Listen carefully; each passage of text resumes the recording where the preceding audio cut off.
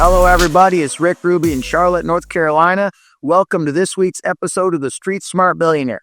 Well, stock market's been very volatile in the week, actually up today, which is weird because I thought it would have went down today. I will be a buyer in the stock market in the next 2 weeks. I was talking to somebody earlier that is becoming a new client of mine, and they're really big. They're a really big mortgage person, and they don't make a lot of money, and they have the wrong vision. Their vision is to be a CEO of a big company. That's the wrong vision. Your vision has to be to accumulate wealth and help the people around you accumulate wealth. That's the proper vision for a capitalist. So if I was running a church, I would look at how many people get saved and how tight my flock is and how good my organization is doing. But being a business coach and a mortgage man and a capitalist in life, for me, at the end of the day, it's about the money I teach people how to make and the money I make. And it's in that order. For most of you, your main focus should be the money you make and then teaching some people about money, your kids, your employees, your clients, to teach them about money. I think that there's a lot of things that are not taught about money. It's like when my dad was raising me, I always watched him at the kitchen table with his checkbook and his notepad, but he never explained it to me. He never explained how to be on a budget. I will tell you this. 18% of all of America is on a budget. I put all my employees on a budget. I put all my clients on a budget on how I do budgeting. So here's how I do budgeting. I collect all my bills in March. April 1st, I don't have a house payment, but if I had all my house is Frinkler. If I had a house payment, I would pay my house payment April 1st and most of the March bills and some of the April bills on April 1st. And then I would invest my 20% in the stock market the first Wednesday of April. So on Wednesday, tomorrow, I will be investing my 20% of my March paychecks, pay my bills, my March and April bills. That will be called my April 1st budget, and I will invest my 20%. Now, I will take that money, whatever it is, from all three of my jobs, from my coaching company, my mortgage group, and my consulting job. So I will take my 3 paychecks, and I will pay all my bills, and then at least 20% of it will have to go to the stock market. Now, I'm behind a little bit my 24 taxes, which kind of pissed me off that my accountant didn't do a better job of my taxes. So part of my income this month has got to go to settle up my 24 taxes. That's some capital gains that I thought we had covered. Didn't catch all my income. I'm literally had the same CPA for 25 years, and he knows I want my taxes paid by April 15th, and I don't want any extensions, and I don't want any problems, and I don't want to owe any money. I want him to collect all the money monthly until all the taxes are paid. I think this is a good lesson for you.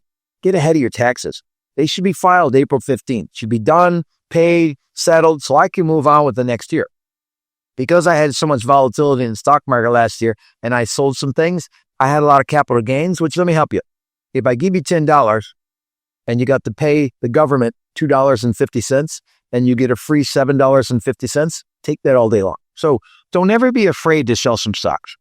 So in the last month, I sold about a third of my Apple.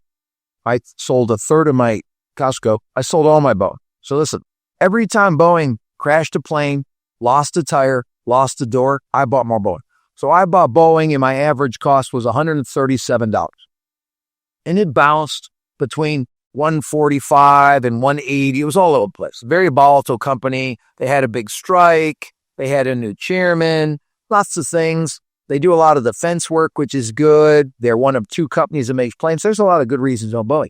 So Boeing, about 2 weeks ago on Friday, announced that they got a $10 billion jet fighter contract from the government. The stock jumped up to 182. I sold it like 11:30 in the afternoon. And I'm like, why did I sell it? I buy a good stock on bad news. I sell a good stock on good news. This is how I trade in the stock market. Normally, I'm a buy and holder, like Apple, Costco, Nvidia, Microsoft, Amazon, Meta. Those are the 6 stocks that I long hold. CrowdStrike, Palo Alto. So those are my 8 main stocks. So I have 8 main stocks. I have the S&P 500, and I have the Invesco QQQ. So I have 10 main things that I keep in my portfolio. Those 10 things. Those are right now what I keep. What you keep is your business. This is what I keep. So when I pay my bills tomorrow at 1 o'clock, I will put to 20%. Half will go in the S&P in Wells Fargo. 10% will go in the QQQ, 10% will go in Microsoft, Amazon, NVIDIA, and Palo Alto Networks. Those are my 4 stocks that I have at Wells Fargo. And I have a financial planner at Wells Fargo that's really big. He's number 10 in the nation. I've coached him for 15 years. He's got $4 billion under management. He has a lot of wealthy people. He has 50 people that have over 50 million with him. So he has a lot of really wealthy people. So I like being with a financial planner that deals with a lot of wealthy people so you can understand what the wealthy people are doing. And my other portfolio is E-Trade, which I manage. So in there I have half goes to the S&P, 10% goes to QQQ. I've got Apple, I got CrowdStrike, I got Costco, and right now I don't have a 4th stock because I sold Boeing. So I will be adding a 4th stock. I'm probably going to add Ford Motor Company, which I really like. And I'm hoping the things going on in the government will drive Ford down around 950. And then I'll be buying a nice position in Ford with some of my Boeing money. And that'll be my new buy and hold. I'm a big Ford guy. I live on a farm. I build hot rods. I have a Ford truck that I tow with, a big F-350. I tow with it. I do a lot of farm work, haul a lot of stuff with it, a lot of seed. I have to pick up hay. So I take a big trailer. I got a big 42-foot trailer. I load it up with hay. I got to haul car haulers with my hot rods all the time. So I'm always towing. And I'm a Ford man. My dad was a Ford man. I'm a Ford man. So I just think that I like a lot of brand loyalty. So I'll probably buy Ford stock because I'm such a Ford guy. But I think at $950, it's a really good purchase price. I think it's like $10.10 right now. So we'll see if it comes down a little bit the next week or two. I will be loading up. I'm about 15% liquid. I will be putting all that money in the next 2 or 3 weeks as I watch what happens. I'm kind of looking for it to stabilize and start to look like it's going to rally. I believe personally that we'll see 6,600 to 7,000 on the S&P. I think we'll see 44, 45, 44,000, maybe 45,000 on the Dow. I think we're going to see a nice rally. I think when things stabilize in the economy, I think we'll see a nice rally. I believe companies are making money. In the housing business, seems like people aren't slowing down to buy houses. They seem pretty excited. They normally don't buy a house unless they're feeling good about the economy and good about the market. So today I want to talk about the second part of making a lot of money. We talked about generating a good flow of warm leads is the most important thing. So no matter what your business in, you got to have a good steady flow. Like for my realtor students, I want 25 warm leads. For my lender students, 50 to 60 warm leads. In the coaching business, I need about 1,000 leads a year. So I got to generate about 100 leads a month that want to be a lender or realtor that want to talk about hiring me for a coach, either in my level 1 or my level 2 or my level 3. Right now, I'm filling my event for level 3. So I have a big event May 14th, 15th, and 16th. People got to do 20 million to come to my event. So it's just for high-end people that are in real estate and lending. It's $5,000 to come to the event. All meals are included. It's a really cool resort in San Antonio. It's at a JW Marriott. Great food, great teaching, great classrooms. All the speakers are my coaches who are all realtors and lenders that make between like 2 and 12 million. So they all make a lot of money. So a bunch of expert lender and realtors teaching lenders and realtors. So we have a really good time. So I'm filling that in May. So if you're a lender or realtor and you're doing 20 million, take a leap of faith. Come with me. I'm a simple guy, make a lot of money, and I'll help you. So the first thing is a warm set of warm leads. Number 2, you got to have a really good team. Basically there's 3 types of employees. There's non-acceptable, there's acceptable, and there's spectacular. I have 200 employees right now, and I have 3 that are spectacular. Let me tell you one of the rules of a spectacular employee. You wouldn't want to do business without them. So in the mortgage business, I have 1, my ops manager. In the coaching business, I have 2. My CFO happened to be my wife. She's a spectacular worker. And Scott Foreman, who's my main coach. He's my main guy. Those 3 people I wouldn't want to do business without. But I think that punctuality, pleasantness, communicates with others, puts out way more result than anybody else that has the same job. You can always count on them. They're always great communicators. I mean, when I was a loan originator, I had the same lady that took care of me for 19 years. She was spectacular. I always paid her a lot of money. I all did everything I could to take care of her and make her life better because she was just great. And I'll tell you, when I moved to North Carolina and me and her parted ways because she was moving to Florida, and I went through 3 people on my team was never the same again. And I ended up shutting my team down within about a year after I moved to North Carolina. I don't believe in absentee ownership. So building a team, getting rid of the unacceptable employees, they're late, they have a bad attitude, they're negative, they don't work well with others, they don't seek out training. These are things that are unacceptable employees. Good to great employees, punctual, pleasant, take training, want to help, good communicators, work well with others, deliver a really good day's work for a really fair price. I want to encourage them and grow them. The unacceptable employees I want to cut, and the great employees I want to praise, I want to acknowledge, I want to reward them, I want to pay them more money. I can't pay them enough money. They're so valuable.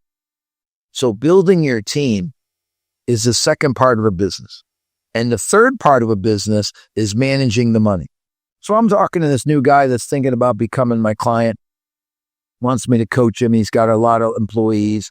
And, I look at his business and I look at, the 4 things it takes to be a really good company. Number 1, you got to be a super active present owner. That's number 1. Number 2, if you don't have a lot of capital, you can't run a good company because you don't have the money to hire. You don't have the money to do marketing. You don't have the money to fix problems. So number 1 is you got to have an active present owner.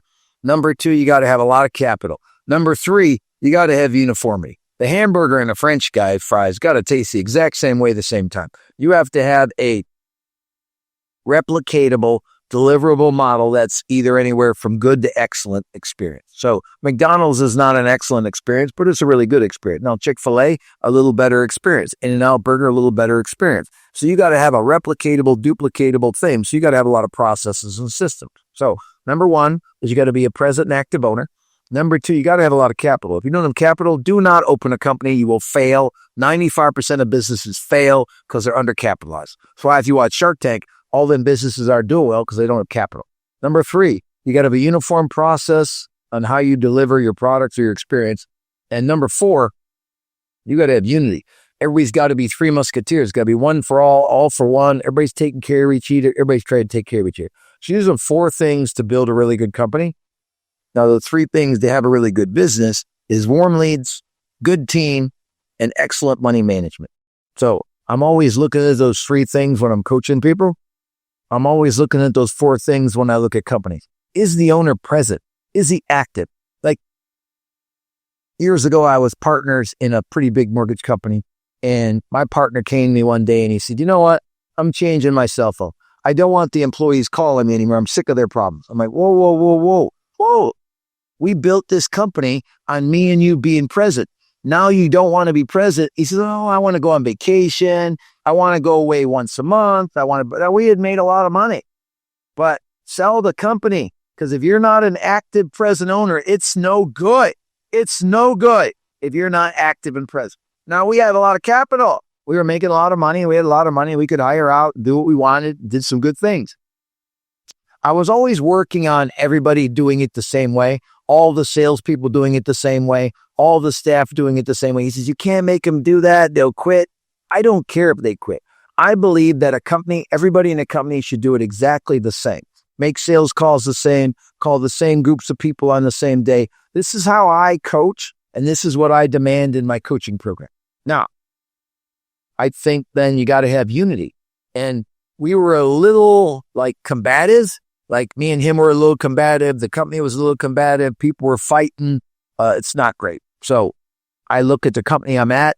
I think it's the best mortgage company in the business. It's clearly the biggest retail mortgage company that I work at. I don't own any of it. I just work there. And I will tell you, the owner is super present. I mean, he is active and present and involved 7 days a week. He is gung-ho. He's fired up. He takes all calls. He solves all problems.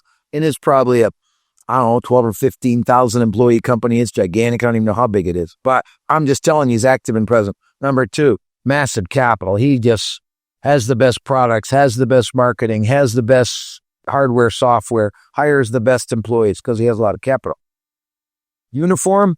From the time you turn the loan into underwriting and funding and doc drawing and servicing is very uniform. It's a little maverick at the origination and processing center and the branch center. It's not as uniformed as I would like it, but I'm kind of a super freak about everybody doing it all the same. And as far as unity goes, I mean, we have some problems where people from other branches are taking your loans or you're taking their loans, and the company's pretty good about doing the right thing about, hey, this is an argument, that's their client, give it to them. So I think we're working on our unity. So I would say that uniformity and unity are the two things when I'm coaching somebody or I'm working on their business that I think is like one of the most important things. I mean, do the French fries take the exact same every time? So if you have a business and every client doesn't go through the exact same experience and feel the exact same way, like imagine you went to a restaurant and you ordered chicken piccata, which is one of my favorite dishes. So you ordered chicken piccata with angel hair pasta. I would say that's a top 3 meal of mine in my life. Sea bass, chicken piccata, and a good fillet. Those are my 3 favorite meals. So I'm having chicken piccata and my wife's having chicken piccata, and it don't taste the same and it don't look the same. That's a uniformity problem. That's no good. So I like McDonald's. I eat at McDonald's a lot, at least once or twice a week. The double cheeseburger is the exact same. The French fries are the exact same. That's uniformity. Like, does this podcast look the same, act the same, cover the same topics? Is it aligned all the time about wealth and balance? If it is, it's what I want it to be, a uniform product. Now, does everything I do promote unity?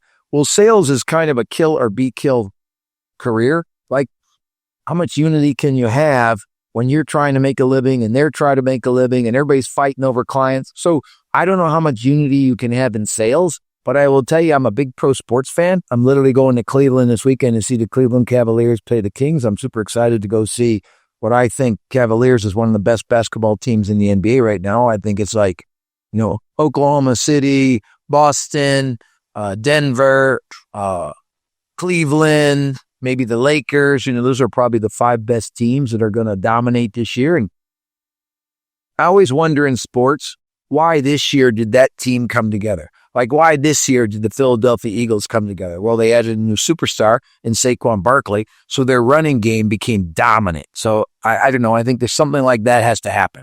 But when I look at uniformity and unity, I look at like everybody on the team wants to win together. They want to win that championship. So in my branches, I try in my group of 38 loan reps and about 35 employees. I think I have 73 people right now total. I just closed 205 loans. So pretty good. For employees, it's almost 3 deals per employee, which is really good. For loan rep, it's 5 deals per employee, which is really good. Those are really good averages in the mortgage business. So I'll be super profitable this month. Everybody did a really good job. I'm giving lots of praise, lots of accolades out to people. But I think that, I want them all to cheer on each other and have fun competition. But I don't know in the rest of my company nationwide that they're cheering me on or I'm cheering them on. So you need to be in a group that has an active present owner. You need to be in a group or a company that has plenty of capital to succeed. Now listen, if you're in a company with the greatest people in the planet and they don't have capital, there's a 5% chance of making it. Just so you know, capital is super important. If you don't have uniformity on that your French fries and a hamburger taste the same way every single time, and you don't have everybody in your group cheering each other on, odds of success are really small. Those are the 4 things that I've seen in business that make a big difference is active present owner, lots of capital, uniformity and unity. And the 3 things I see when I'm coaching people, I work on their warm flow of leads. I work on how good and how quality is their team. And I work on their personal and business money management. I think those are the things that I work on, but I think that I work to enjoy my life. So I'm just telling you. When I get to get home at 7 o'clock and hang out with my wife, I'm very happy. When I get to walk the dogs at night, walk the perimeter of the farm, I'm very happy. When I get to work on the farm and feed the animals, I'm very happy. So just so you know, when I get to see my kids and my grandkids, like one of my grandkids is a dancer. She's a clogger. And I watched her streaming and I watched her dance recital. And it was super cool. I love seeing it. Another one of my granddaughters has a birthday today. We talked to her. We all FaceTimed on Sunday. I will tell you, I meet a lot of people that are single and they're not good parents. Now, I have been single and I was a good parent. Now, you can be single and be a good parent. But if you're single and you're not a good parent, it's because you've got the wrong focal point. So listen, I work to enjoy my life. So I want to be really good at what I do. I want to make a difference. I had a talk with John Maxwell a couple weeks ago for my birthday present. Somebody bought me a half hour with him, and I was honored to meet Mr. Maxwell. He's one of the most famous leadership coaches in the nation. He says your life is either of success or significance. He said if you're chasing a number, your life is of success, or you're doing significant. Now, he was a pastor for a long time, so I understand it. I believe you can be both. I believe you can chase numbers and have a successful business, and I believe you can make a difference while you're doing it. Affect the people's life. Talk about God, whatever you believe in. Work on your fitness. Work on charity. Get involved in your communities. I think you can do both. I think you can be successful and you can be significant. I think you can be wealthy and you can be balanced. I think those are very good. What I don't think, and I say all the time, I don't think you can accumulate wealth and have freedom. I have wealth and balance. I don't have freedom. I'm where I'm supposed to be every minute of every day. I got to leave here in 5 minutes. I got a conference call training some up and coming coaches. Then I got a meeting with my coach and mentor where we'll sit down for 2 years. We'll talk about what I'm learning and doing about God, what I'm doing as a husband, what I'm doing to be a better leader. And I'm always working on myself. I believe if you don't hear me clearly, if you write down one thing from Rick Ruby, write this down. I am broken. I hate it. And I'm going to seek help. If you don't think your life is broken and you're not out there seeking help and you don't hate it that you're broken, you're not going to get any better. And most people, if you're not growing, you're dying. Like if you're not getting better, you're getting worse. That's the fact in sports, business, everything. Everything has a cycle. Like right now it's spring, the trees are all green, the grass is growing. I'm pulling out the dead bushes and the dead leaves and making room for the new stuff. That's what you got to be doing with your life. So my mantra for Rick Ruby, I'm broken. I hate it. I'm going to seek help.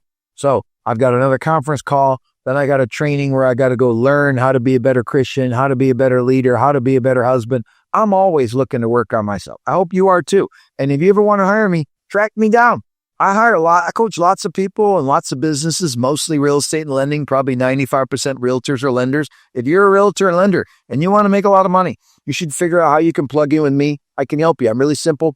I got a really good recipe. I take great care of people. My coaches are super committed to this and they're doing a great job. So I want you to have a great week. I want you to be confident in the stock market in the next couple of months and buy. I want you to go out and be better at your job. If you own a business, think about some of the things I told you. And all of you, hire a coach. If you want a better business or be a better salesman, hire a coach of some kind or another. Have a great week. Rick Ruby, Street Smart Millionaire, over and out.